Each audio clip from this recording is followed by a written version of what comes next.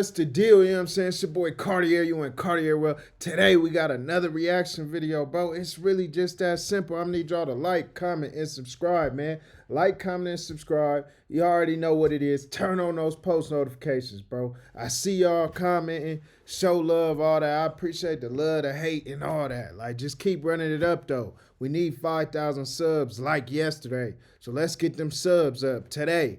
Napoleon responds to Dad saying he made Tupac. Tupac came to death row already a platinum artist. That's facts, you know what I'm saying? So we're going to get into this. If y'all don't know who Daz is, they talking about Daz Dillinger. He's a producer on Death Row.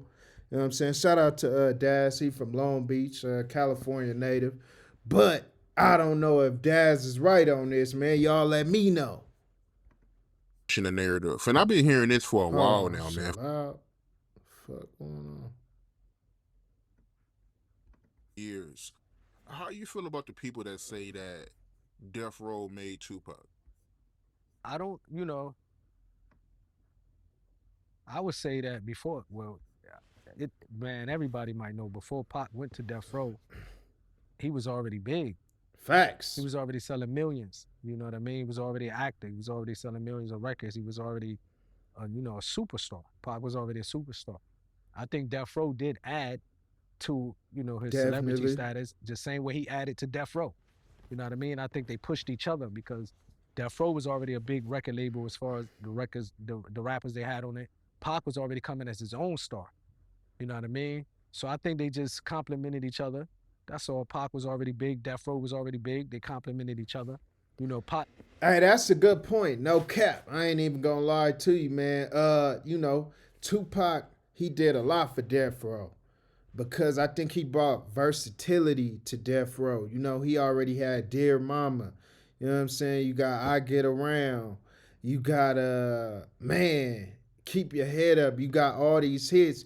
He's a big social personality. He's in the movies. He's speaking out about civil rights. Like, he brought a different look to Death Row versus just the gangster rap, gangster artists. Like, you know what I'm saying? So it kind of gave him a different spin. And then also Death Row helped him out because they was just stamped in them streets, man. You know what I'm saying? It just really solidified the whole thug life and just that whole gangster persona for Pac, working with Suge.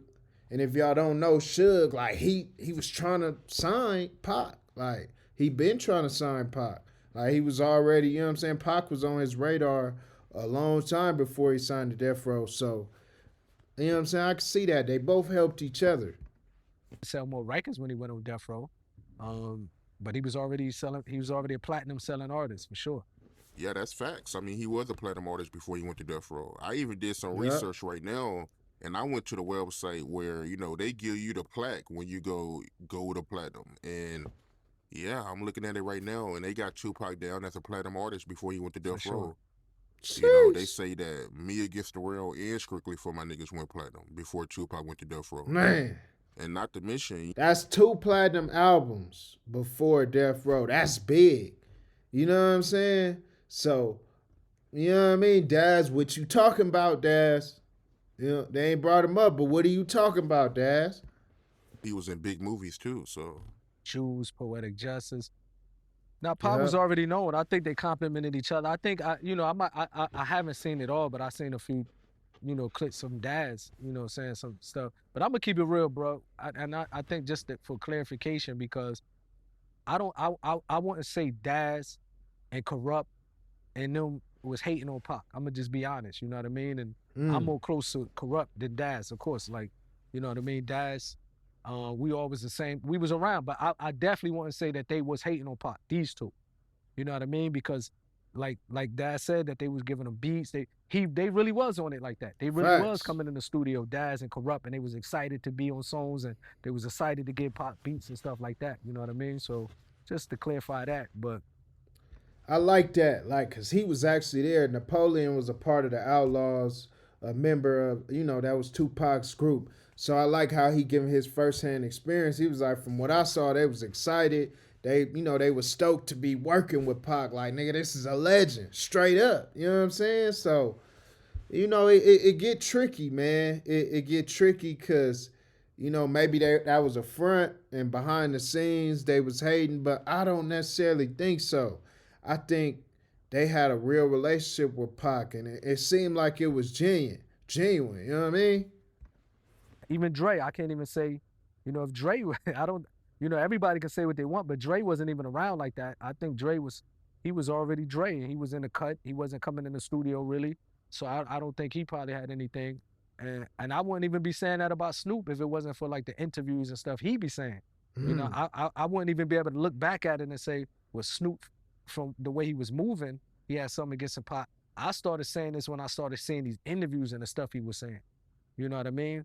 But back then, even though we had our differences as far as we started just hanging in our studio, they was yeah. hanging in a studio.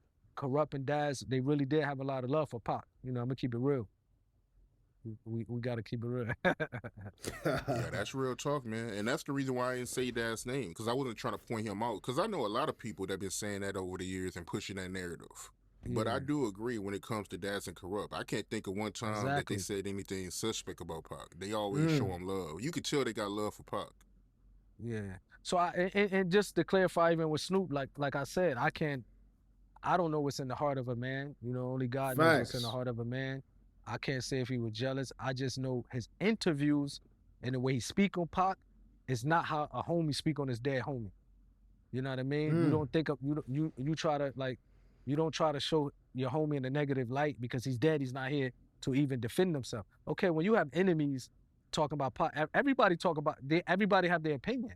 So when you see people who just don't like Pac and they're online, that's their opinion. We can't jump and get mad at everybody who have this opinion. You know what I mean? But if you his friend and you're supposed to be his homie, you should not be speaking negative about him while he's not here. I can't say nothing about Daz or Corrupt or Dre because they always had love for Pac. You know what I mean? yep. People might have their own opinion. I never heard Dre speak bad about Pac, even after Pac dissed him. You know what I mean? Like Mm, he never said nothing bad about Pac. Pac did songs against him. And Daz and Corrupt, they love Pac. I remember like how I used to see how they interact in the studio with Pac. So, I think they really have genuine love for him.